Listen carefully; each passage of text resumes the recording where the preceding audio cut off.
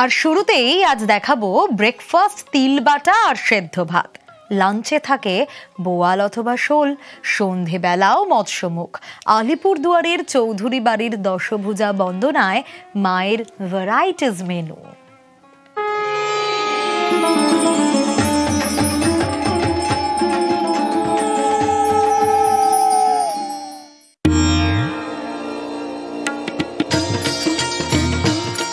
দেড়শো পেরিয়ে প্রায় 200 ছুঁই পুজোর বয়স।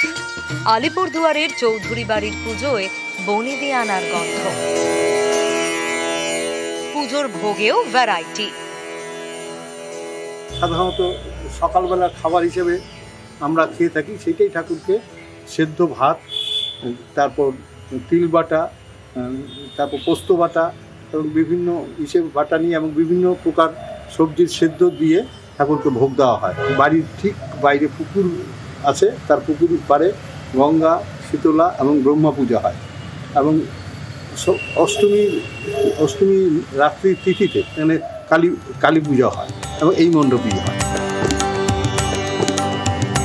114 বছরের পুরনো প্রতিমার কাঠামো, আজও একই কাঠামোয় মাতৃবন্দনা। এটাই চৌধুরী বাড়ির রেওয়াজ। ওই পূজার বিশেষত ওরা বাংলাদেশ থেকে কাঠাম নিয়ে আসে, ওই কাঠামের দ্বারাই ওটা প্রতিমাটা তৈরি হয়। মানে প্রত্যেক বছরই ওই কাঠামে তৈরি হয়। বিসর্জনের পরে ওই কাঠামোটা আবার ওরা ওদের পুকুর আছে, ভাষায় দিয়ে আবার উঠাই নিয়ে আসে। নদিয়ার ফুলিয়া গ্রামে শুরু হয় চৌধুরী পরিবারের পুজো, তারপর আলিপুরদুয়ারের লেচুতলা। বাড়ির পুকুরেই প্রতিমা বিসর্জন। বিসর্জনের পর তুলে রাখা হয় কাঠামো। সেই কাঠামোতেই আবার নতুন রূপে নতুন ভাবে সেজে ওঠেন দশভুজা। তোমায় নতুন করে পাবো বলে হারাই বারে বারে। চৌধুরী বাড়ির দেবী বন্দনায় পুরনো সেই দিনের কথা। আলিপুরদুয়ার থেকে রাজকুমার কর্মকার, নিউজ 18 বাংলা।